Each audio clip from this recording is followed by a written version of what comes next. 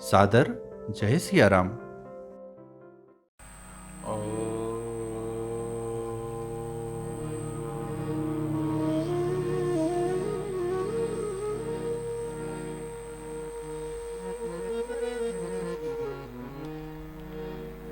लोकाभिरामं रणरङ्गधीरं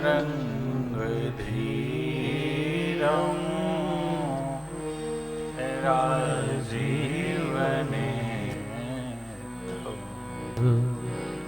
रङ्गवंशनाथं तारण्यरूपं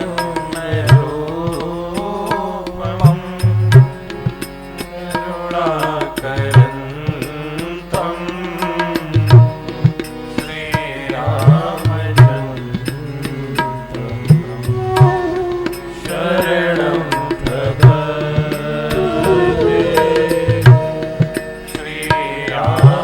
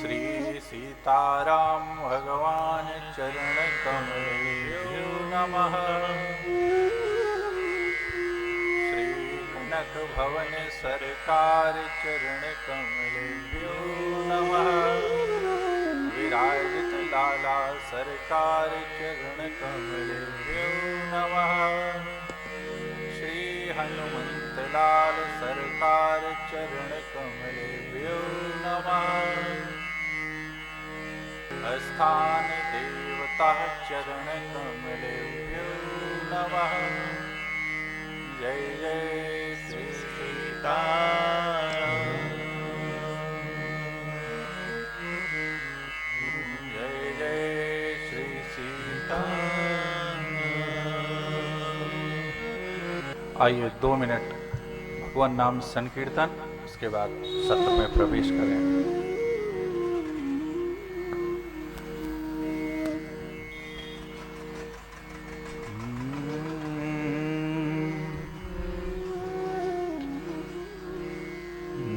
जय राधा माधव,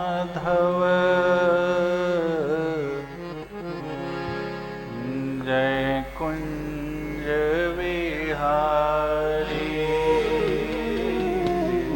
जय राधा माधव, जय कुंज विहारी, जय राधा माधव, जय कुंज विहारी।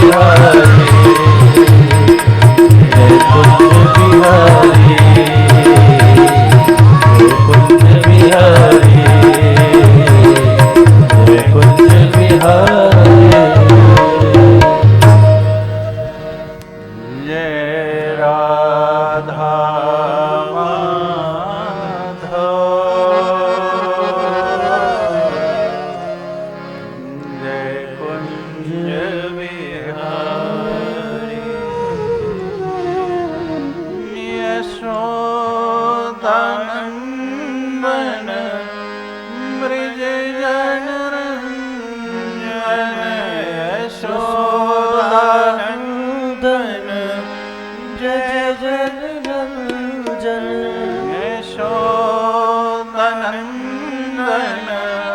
ब्रज जय रंजन यशोदानंदन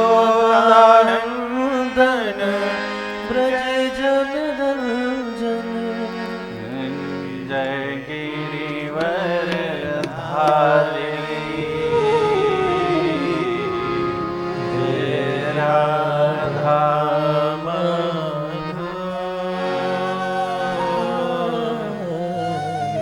जय कुंज विहारी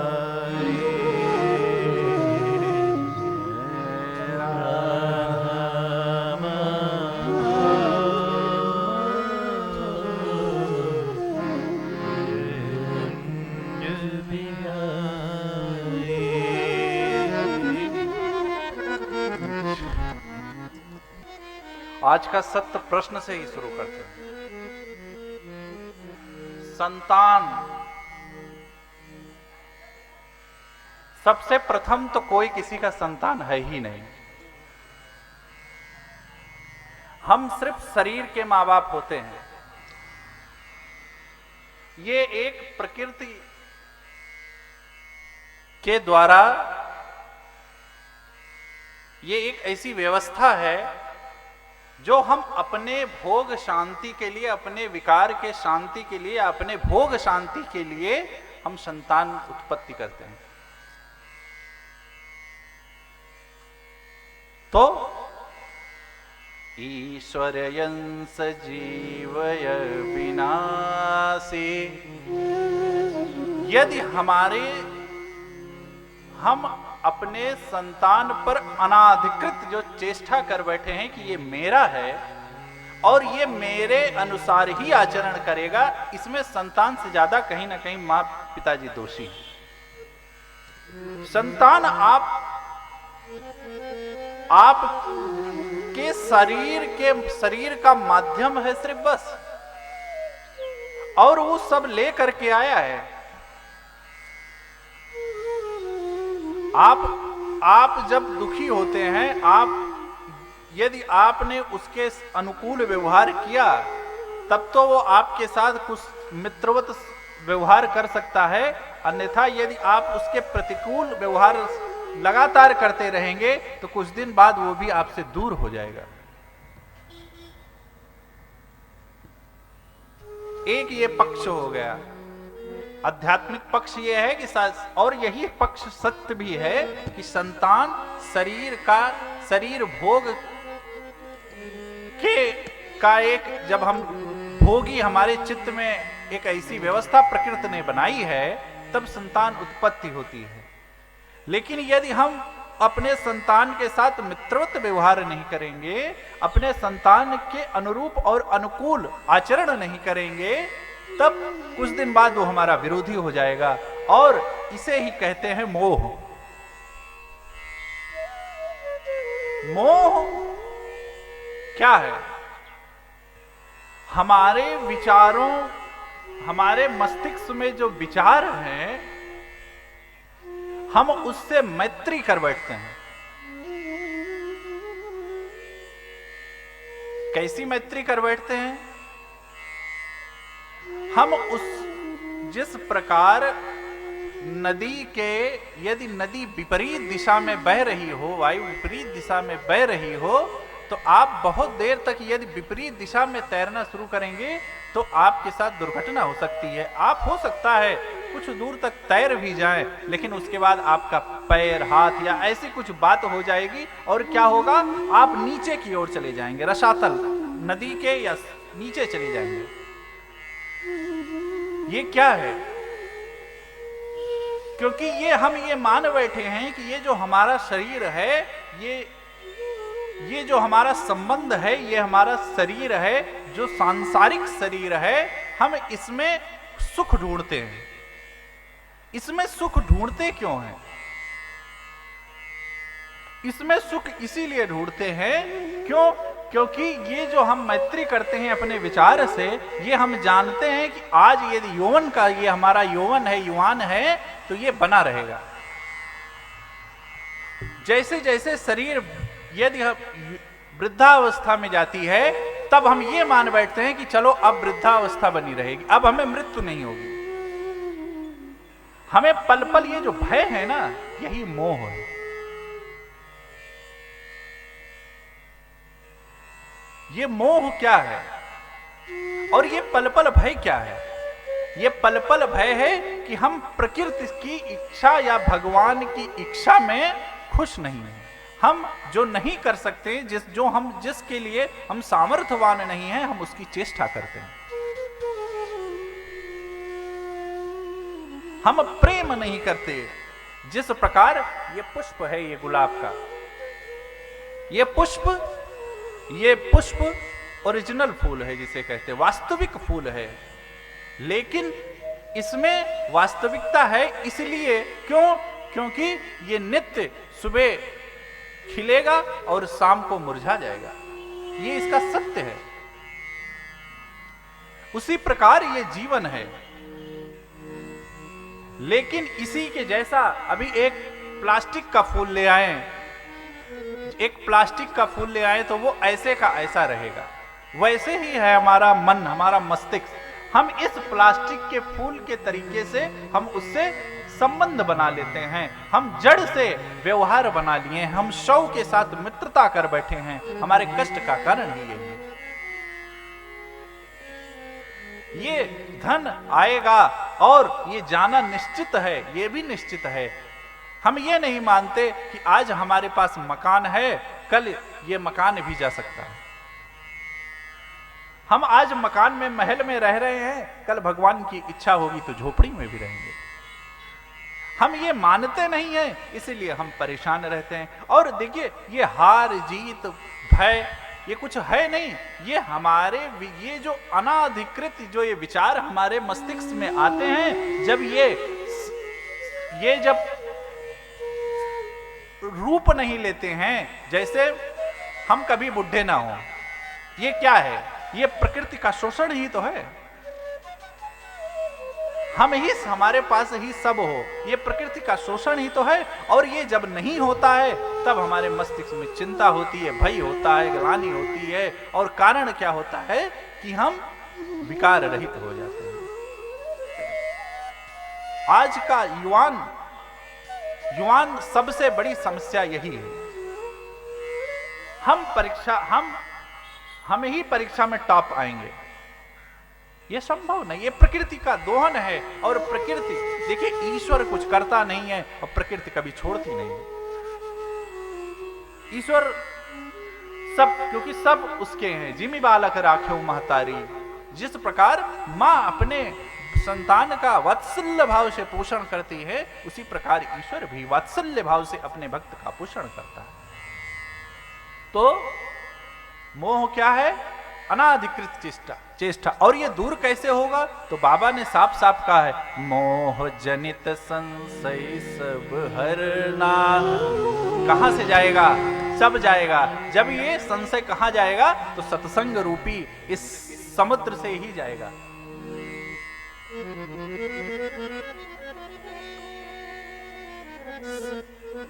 ये संशय भगाने, ये संशय जो मोह से जो ये संशय उत्पन्न हुआ है, वो कहीं और से नहीं जाएगा। ये कहां से जाएगा? तो ये सत्संग से ही जाएगा। क्यों? क्योंकि राम कथा सुंदर करतारी है और संशय विहग उड़ावन है। ये सारे संशयों को उड़ा देने की क्षमता यदि किसी में है, तो राघव जी की कथा में, जीव की कथा में नहीं है, राघव जी की कथा में है। जैसे अभी आए भैया, हमें माला पहना के कुछ प्राप्त नहीं होगा। मैं जाता हूं या आप कहीं भी जाते हैं, जीव को प्रणाम करने से, देखिए, खींच तान से आशीर्वाद नहीं मिलता है, आशीर्वाद तन से मिलता है। और आशीर्वाद जीव से जब भी लेने जाएंगे तो कष्ट में पड़ेंगे। जब भी लेना है तो किससे लेना है? भगवान से लेना है, परमात्मा से लेना है। हम जीव क्या आशीर्वाद किसी को देगा? जीव का अब कितना सम्मान करेंगे? जीव का सम्मान अंत में दुखदाई ही होगा। क्यों? देखिए, कथा किससे सुना जाए और कथा की अधिकारी कौन है, इसको भी बाबा ने, देखिए, जिस प्रकार आप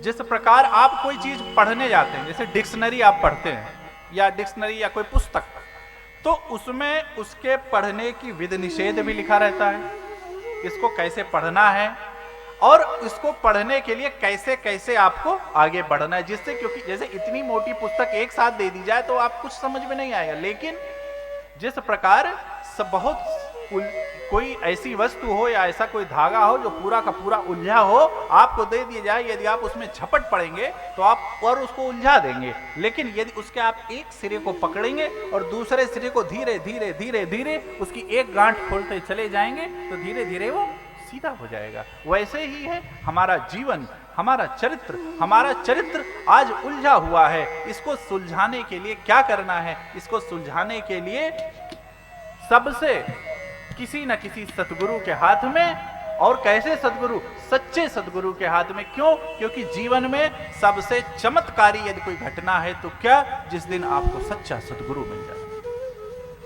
इस कलयुग में सबसे चमत्कारी घटना यदि कुछ है तो सच्चे सतगुरु का मिल जाना है। सच्चे श्रेष्ठ का मिल, श्रेष्ठ कोई भी हो सकता है, 5 वर्ष का बालक भी श्रेष्ठ हो सकता है। शिक्षा आप किसी से भी ले सकते हैं, क्योंकि ठीक नहीं है ज्यादा बोलना। कथा किससे सुननी चाहिए? बाबा ने कहा, जो श्रद्धा संबल रहित नहीं संतन कर संग। जिसके पास श्रद्धा नहीं है, और वो भी श्रद्धा कैसी? विनम्रता युक्त श्रद्धा। देखिए, श्रद्धा का हम अतिक्रमण ना करें। श्रद्धा तो अब श्रद्धा तो हमारी सबसे सस्ता यदि कोई चीज हो गई तो श्रद्धा। आज तबले वाले भैया हमारे घर पर सुबह आए और कहे, भैया पहले, और कहे क्या, सच भी यही है, पहले जो है आप ग्राम में, शहर में, छोटे छोटे मोहल्लों में क्या होता था? हवन यज्ञ हुआ करती थी। तो पहले सामर्थ्यवान लोग अपने पैसे से कराते थे, लेकिन कुछ समय बाद उन्होंने सोचा कि सबका यदि सहयोग ले लिया जाए तब पूर्ण हो। कुछ दिन तक यह प्रथा चली, चंदा प्रथा चली, और कथा भागवत हवन सब होता था। अब इसका इतना अतिक्रमण कर दिया कुछ तथाकथित लोगों ने कि लोग कथा यदि हो रही है तो दरवाजा बंद कर लेते, कहीं ऐसा ना हो कोई चंदा मांगने आ जाए। लोग डरने लगे हैं। ये क्या है? ये हमारी जो श्रद्धा जो है ना, कहीं पर भी बरगद कर पेड़ पर अभी आप वो सिंदूर लगा करके लंगोट चढ़ा दीजिए और उस पर प्रणाम करना शुरू कर दीजिए, तो कुछ दिन बाद, साल 1.5 साल बाद वो महाप्रसिद्ध महाबली हो जाएंगे और वहां पर एक व्यापार चल उठेगा।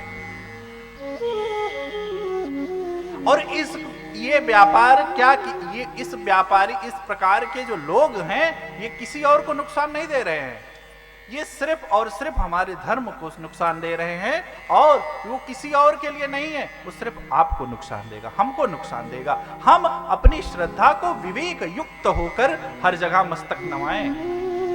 ये कथा हमको यही सिखाती है। भरद्वाज जी ने हर जगह कथा नहीं सुनी, निरंतर कुंभ हो रहा था, निरंतर माह पर्यंत सत्संग चल रहा था, लेकिन नहीं, क्या किए उन्होंने?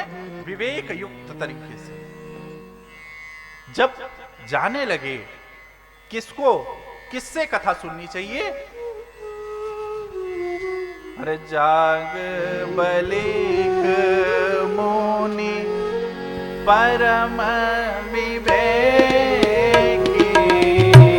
जाग बलिक मुनि विवेकी, परम विवेकी, तब जाके भरद्वाज राखे पद टेकी भरद्वाज रखे पद टेकी सादर चरण सरोज पखारे सादर चरण सरोज बखारे पुनीत आसन बैठारे पुनीत आसन बैठारे पुनीत आसन बैठारे पुनीत आसन बैठारे। निरंतर कथा सुनने के बाद जब अपने विवेक को जगाया भरद्वाज जी ने, यूं ही नहीं कि कोई चोला पहन के आ गया और आप बैठ गए। मेरे कहने का अभिप्राय ये नहीं है कि संत की परीक्षा लिया जाए या आप परीक्षा लें। हां, परीक्षा ना लें, परीक्षा लेने का अधिकारी कोई नहीं है। देखिए संत, कल बात आई थी ना कि मोते अधिक, भगवान से ऊपर भी सत्ता का नाम है संत, सदगुरु। सदगुरु ही है जो आपको परमात्मा तक मिला सकता है। सदगुरु के पास ही वो युक्ति है जो आपको परमात्मा तक मिला सकती है, अन्य किसी जीव के पास नहीं। क्या किए? परम विवेकी थे। भरद्वाज जी को यह लगा कि ये परम विवेकी है, तो क्या करना चाहिए? तो इनसे कथा श्रवण करनी चाहिए। तो कथा श्रवण करने की विधि क्या? अति चरण पखार करके बड़ी विनम्रता पूर्ण से, हे करुणा, हे ऋषि श्रेष्ठ, क्या आप मुझे अकारण करुणा वरुणालय, क्या वो सुयस जिसको महादेव गाते गाते नहीं थकते, कागभूषुंडी जी गाते गाते नहीं थकते, नारद जी गाते गाते नहीं थकते, बड़े बड़े श्रेष्ठ ऋषि श्रेष्ठ लोग गाते गाते गाते गाते नहीं थकते, क्या उस करुणा निधान का सुयश हम आप अपने इस मुखार बिंद से हमारे इस श्रवण इंद्रियों में अमृत की तरीके से पान कराएंगे क्या? ये होती है विधि। हमें कुछ भी प्राप्त करना है श्रेष्ठ से। युवा साथी, आपको कार्यालय में, संस्थान में, व्यापार में कुछ भी यदि आप अपने श्रेष्ठ से प्राप्त करना चाहते हैं तो उसकी एक ही विधि है, क्या? कि हम विनम्रता की आसन पर बैठकर बड़ी ही विनम्रता से निवेदन करें, तभी हम कुछ प्राप्त कर सकते हैं। अन्यथा कुछ बहुत मुश्किल है, बहुत मुश्किल है।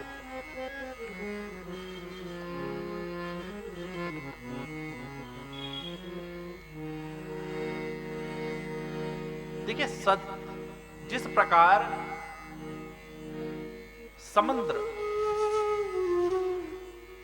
समुद्र अगाह है, अथाह है, बह रहा है, लेकिन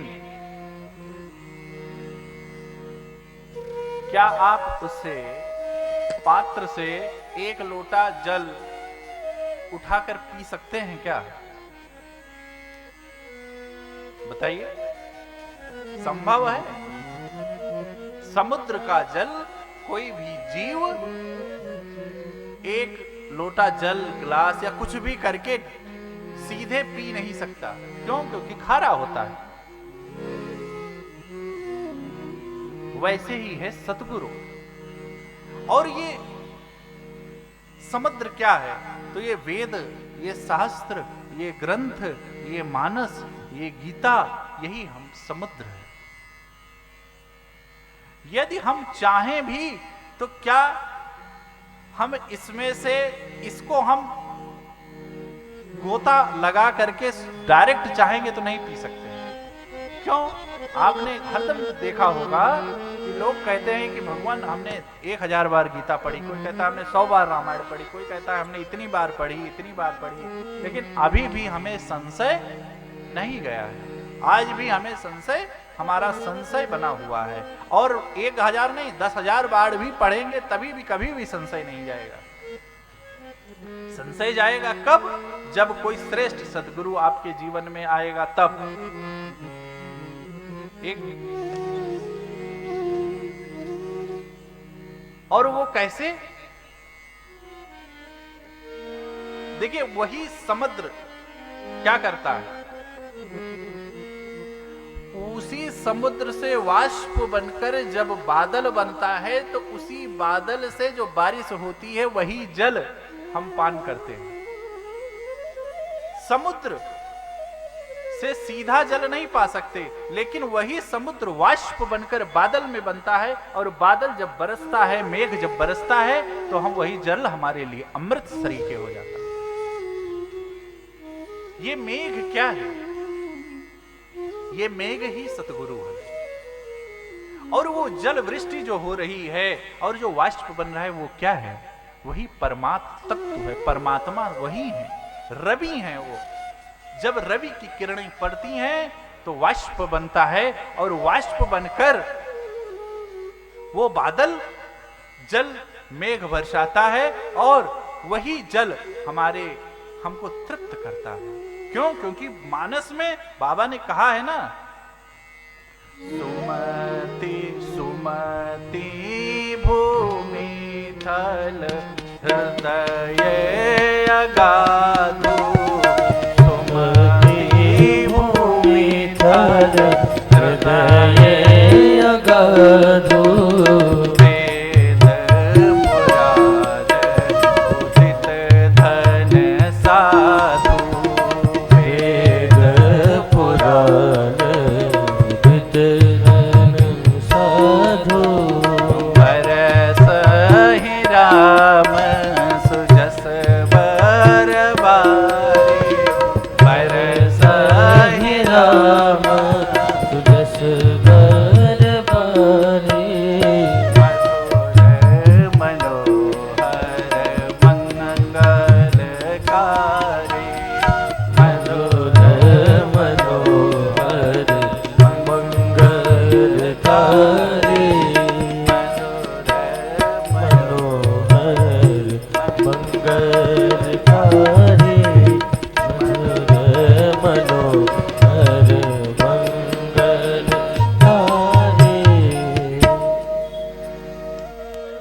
ये क्या है? ये रवि जो है ना, वही भगवान है। बाबा ने इसकी देखिए, रामचरितमानस में आपको ये क्यों? क्योंकि 6 शास्त्र हैं इसमें, जूस है, रस। सतगुरु ही वो बादल है। लेकिन बात बार बार आती है कि जीवन में सबसे चमत्कारी घटना वही है जब आपको श्रेष्ठ सतगुरु प्राप्त हो जाए। क्योंकि सतगुरु के चोले में क्या क्या हो रहा है देखिए। सतगुरु वही, सतगुरु मेरा सूरमा। और सतगुरु क्या आपको धन नहीं देता, करे शब्द की चोट और मारे गोला प्रेम का और मिटे भ्रम की चोट। ये जो भ्रम है, ये भूल है, ये विकार है, ये दूर कर देता है सतगुरु। कोई श्रेष्ठ, वो आपका बच्चा, आपका बेटा भी हो सकता है, आपका संतान भी हो सकती है, कोई भी हो सकता है। सतगुरु जो हमारे विचार, जो हमारे मस्तिष्क में अनाधिकृत, जिसको कभी हम प्राप्त नहीं कर सकते, जिसका कोई अस्तित्व नहीं है, उसके लिए जो यहाँ पर हम चेष्टा कर रहे हैं, वो वहां से हटा करके, और ये अतिशयोक्ति नहीं होगी कि मां के वात्सल्य से भी बड़ा यदि प्रेम है किसी का, तो वो सतगुरु का प्रेम है। मां का वात्सल्य भी फीका पड़ जाता है सदगुरु के प्रेम के सामने, यदि सच्चा सदगुरु है तो। क्यों? क्योंकि सदगुरु निरंतर बिना किसी अपने लोभ के, बिना किसी लालच के, बिना किसी चाह के, वो निरंतर एक ही प्रयास करता है कि किस प्रकार ये मेरा शिष्य, ये मेरा कृपा पात्र भगवान कि उस रस को पान करने लगे, जिस रस को पान करने के बाद जगत का रस फीका लगने लगता है। क्यों? क्योंकि राम रस मीठा है।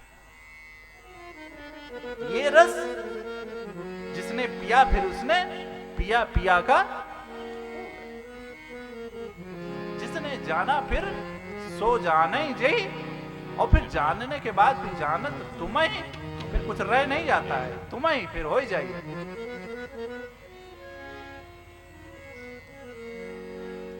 बड़ी विडंबना है।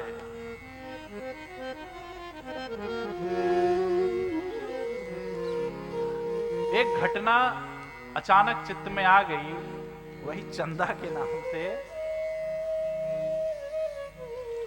बहुत बहुत पीड़ा हुई, बहुत। इसमें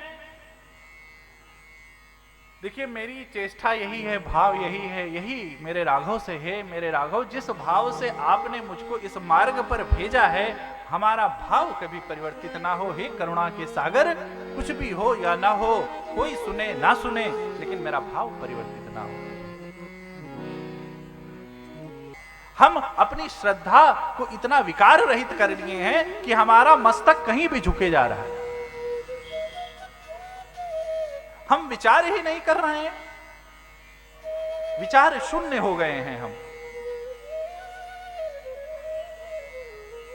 और यही विचार शून्यता हमारे सनातन धर्म के पतन का कारण बन रही है।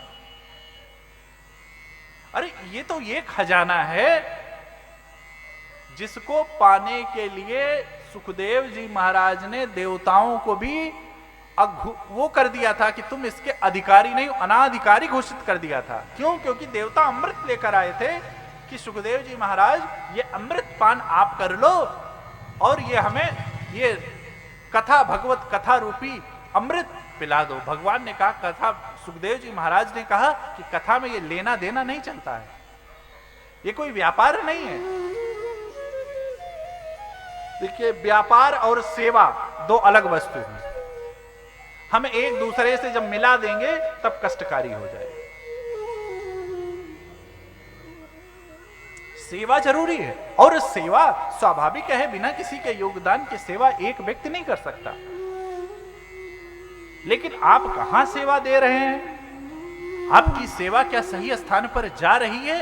ये आपको जो ये भ्रम है कि मैंने तो दान दे दिया, अब वो जाने मेरा कल्याण होगा, इससे कुछ नहीं होने वाला। भगवान भी और प्रकृति भी बहुत चतुर हो गई है आपसे ज्यादा, हमसे आपसे ज्यादा। वो भी ये देखती है कि ये व्यक्ति सेवा कर रहा है तो इसके मूल में इसका भाव क्या है, और ये क्या सही जगह पर सेवा कर रहा है क्या। जब हम पड़ोसी को दिखाने के लिए कहेंगे कि फला आज मैंने सेवा इसलिए की कि हमारे घर में फलाने बड़े बाबा आएंगे, पधारेंगे, क्यों? मोहल्ले में चिल्ला चिल्ला कर कहेंगे कि हमारे घर आज ये आए हैं, तो भगवान ने कह रहे हैं आप अपने पुण्य नष्ट कर चुके हैं, चिल्ला चिल्ला कर कह रहे हैं। बाबा ने भी पुण्य नष्ट कर लिया और आपने भी पुण्य नष्ट कर लिया, आप बराबर हो गया। सेवा, सेवा को व्यापार ना बनने दें, व्यापार को सेवा बनने दें, लेकिन सेवा को व्यापार। सेवा करें तो करें, ना करें ना करें, किसने कहा करने को? आप अपने परिवार में धन्नो गृहस्थ आश्रम, आप अपने घर में, अपने आश्रम में हैं, इससे अच्छा क्या है? आप अपने घर में हैं, इससे अच्छा क्या है? आप अपने घर में ही सेवा कीजिए। आपके पास कोई पड़ोसी है आपका, उसकी बेटी का विवाह नहीं हो रहा है, आप उसकी मदद कर दीजिए। आपके यहां कोई भूखा आया है, उसको भोजन करा दीजिए।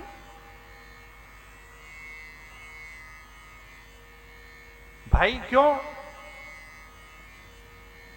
क्योंकि यदि वही होता तो मेरे बाबा की स्तुति में है, न जानामि पूजा जपम नेव साधन, न जानामि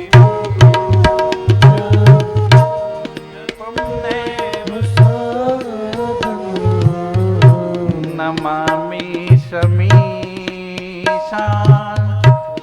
निर्वाण रूपम् नमामि शमीशा निर्वाण रूपम् एवं व्यापकं ब्रह्म वेदस्वरूपम् एवं व्यापकं वेदस्वरूपम् निजं निर्गुणं निर्विकल्पं निर्गुणं निर्विकल्पं निरीहम् आकाशमाकाश वासं भजेऽहम्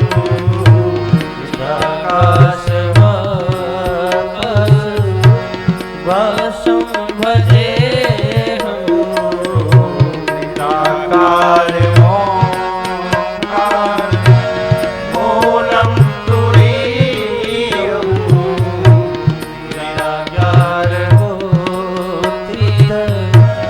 मीशं गिरीशम् निराकार ओंकार मूलं तुरीयम् निराकार मोकार मूलं तुरीयम् ज्ञानगोतीत मीशं गिरीशम्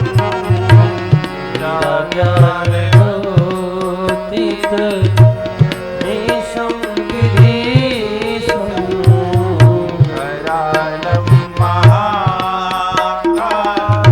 महाकालं विपालं करालं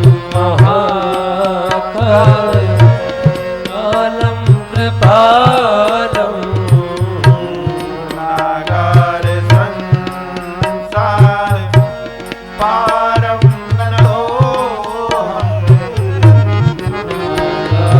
संसार पारं नतोऽहम् तुषाराद्रिसङ्काश गौरं गमीरम्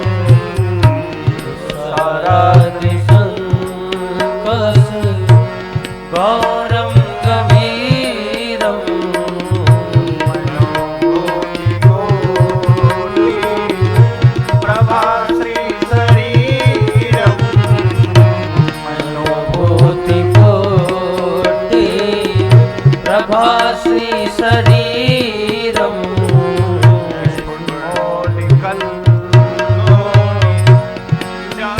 चारुगङ्गा पुरन्मौलिकल्लो दिनी चारुगङ्गा शद्वालवारेनु कण्ठे भुजङ्गा बालबालनु कण्ठे भुजङ्गा चलत् कुण्डलं भ्रू सुनेत्रं विशालम् चलत् कुण्डलं भ्रू सुनेत्रं विशालम् प्रसन्नामणि कण्ठं दयालम् नाननं नीलकण्ठं दयालम् मृगाधीश चर्मा परं मुण्डमालम् मृगाधीश चर्मा वरं मुण्डमालम् प्रियं शङ्करं सर्वनाथं भजामि यं शङ्करं सर्वनाथं भजामि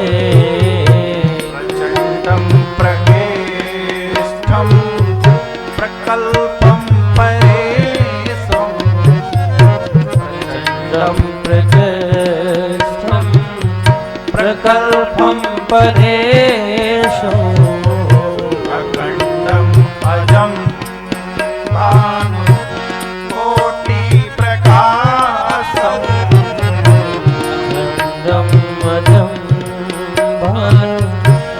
कोटि प्रकाशो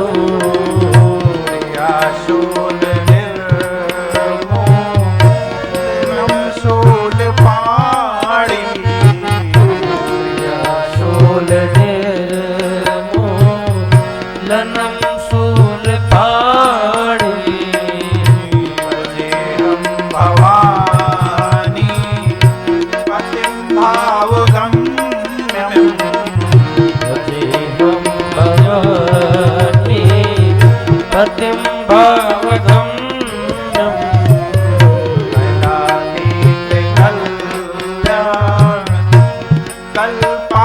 कल्पान्तकारी कल्याण कल्पान्तकारी सदा सज्जनानंद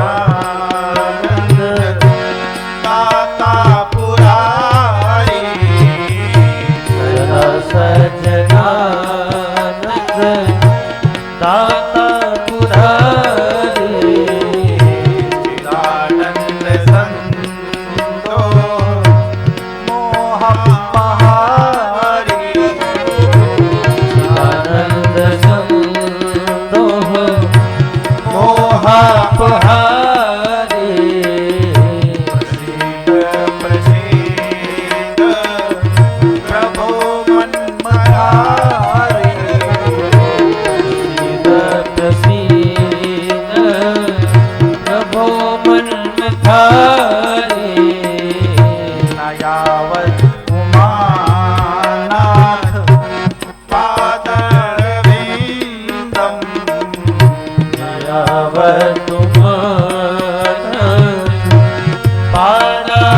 पादारविन्दं भजन्ति लोके परे वा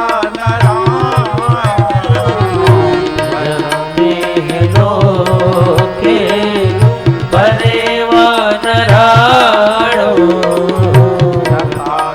सुखं शान्ति संतनासं तावत्सुखं शान्ति संतापनाशं सुखं शान्ति संतापनासं तावत्सुखं शान्ति संतापनाशं प्रभो सर्वभूतादिवासं प्रभो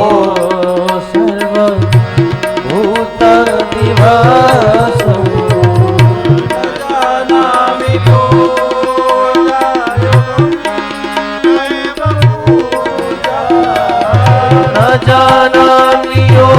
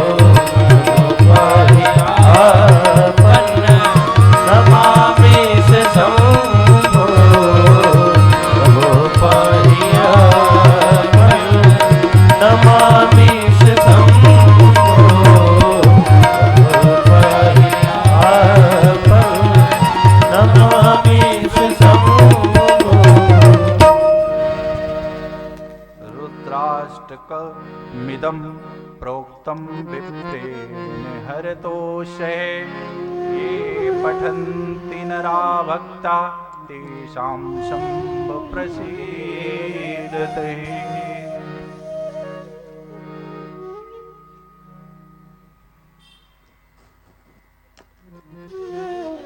देखिए, प्रतीक अच्छा है लेकिन ढोंग अच्छा नहीं है।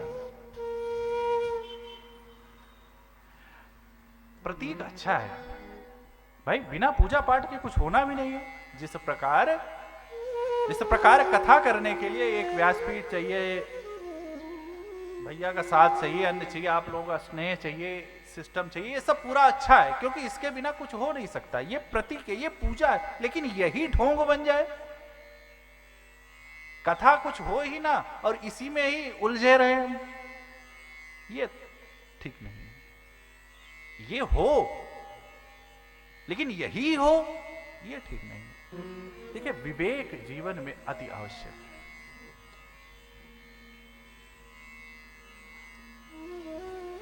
विवेक के बिना जीव शव है। फिर जीव और पशु में कोई बहुत ज्यादा विशेष अंतर नहीं है। पेट भरने के लिए तो पशु भी पेट भर लेता है। क्या करना है क्या नहीं करना, इसका विवेक तो पशु के पास भी है।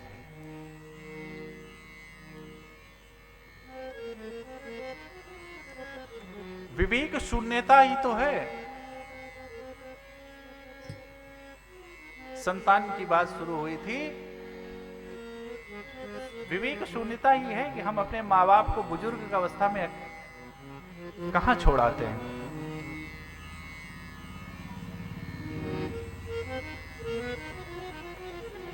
विवेक शून्यता ही तो है।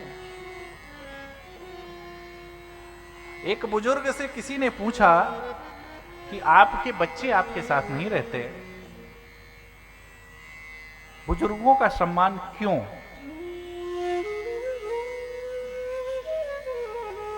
एक बुजुर्ग से पूछा कि आप प्रसन्नचित रहते हैं, आपके बच्चे आपके पास नहीं रहते, आपका कोई परिवार नहीं रहता, आप अकेले रहते हैं। तो बहुत प्रसन्नचित मन से कहा कि गिरती हुई दीवार के पास कौन रहना चाहता है।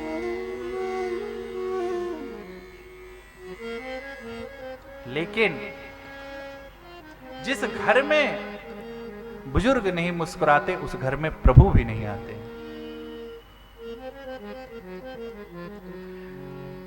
और देखिए, मेरे राघव विजयताओं के प्रतीक हैं, विवशताओं के प्रतीक नहीं है। मेरे राघव का जीवन चरित्र विजयताओं का जीवन है, विवशताओं का जीवन नहीं है। कभी विवश नहीं हुए हैं मेरे राघव। और क्यों नहीं विवश हुए? क्यों? क्योंकि राघव जी बुजुर्ग का सम्मान करते थे। राघव जी श्रेष्ठ का सम्मान करते थे।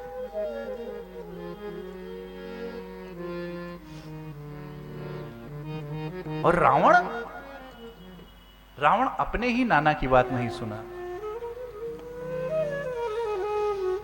और कारण क्या हुआ कि उस सोने से आच्छादित लंका पल भर में सिर्फ हनुमान जी ने राम के नाम के प्रभाव से ही उसको राख कर दिया। जब मेरे सुमंत्र जी एक बार रघुनाथ जी आए, राम सुमंत्र ही आवत देखा, राम सुमंत्र आवत देखा, राम सुमंत्र ही आवत देखा, राम सुमंत्र ही आवत देखा, आदर कीन पिता सब ले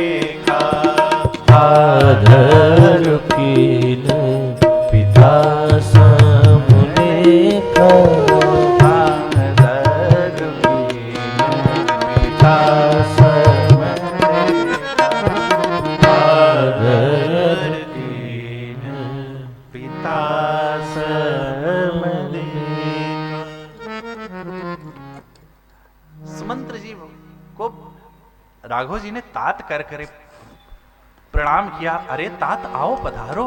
सुमंत्र जी के आंख सजल हो गए। सुमंत्र जी के आंख सजल हो गए और कहने लगे, हे करुणा निधान, आप हमारे युवराज हैं और आप मुझे तात कह रहे हैं। मेरे राघव जी बड़े ही विनम्रता के भाव से कहे, हे तात, मैं ना तो युवराज हूं, आप पिता के मित्र हैं, इसलिए मेरे पिता समान हैं। जटायु जी को भी भगवान ने तात कहकर इसीलिए तो कहा क्योंकि वो उनके दशरथ जी के मित्र थे। ये थी विनम्रता, और यही विनम्रता कारण अकेला व्यक्तित्व निकले और क्या क्या करके लीला आज उनका सुयश गाया जा रहा है, गाता जाएगा और कालातीत से कालांतर तक गाया जाएगा। हम जीवन में कुछ ऐसी अपनी सुबास छोड़ जाएं जिसको हमारे बच्चे सुगंधित होकर सुगंधित मंद मंद सुगंध के विचारों के साथ ही आने वाली पीढ़ियों को एक कुछ ऐसा उदाहरण दे जाएं और हम ऐसा जीवन जी जाएं। हम अपनी मृत्यु को सुंदर बनाएं। मरना निश्चित है तो क्यों ना हम ऐसा जीवन जिए जिसके मरणोपरांत हम जीवित रहें, हमारी स्मृतियां जीवित रहें। ये हाड़ मास का शरीर तो मिट्टी है, मिट्टी में मिल जाएगा, लेकिन जो हम कृत्य कर जाएंगे, वो विचार, वो संस्कार, वो हमारे जीवन में जो सुवास है वही हमें जीवित रखेगी और वही मेरे राघव को जीवित रखी है। वही आज जितने महापुरुष हैं जिनकी कथाओं को आप नृत्य गा रहे हैं, जिनकी लीलाओं को आप नृत्य गा रहे हैं, वो क्या है, उन्होंने ऐसा जीवन जिया कि आज भी वो सुगंधित हो रहे हैं, आज भी वो उन अपनी मुस्कुराहट, अपनी वो सुगंध बिखेर रहे हैं। उन्हीं के सहारे कितनी पीढ़ियां, कितने वंश जी रहे हैं। हम ऐसा जीवन जी जाएं। राघव जी, एक तरफ राघव जी ने सुमंत्र जी को प्रणाम किया और उधर रावण कहता है, रावण के और बाबा ने ये नहीं कहा, बूढ़ा नहीं कहा,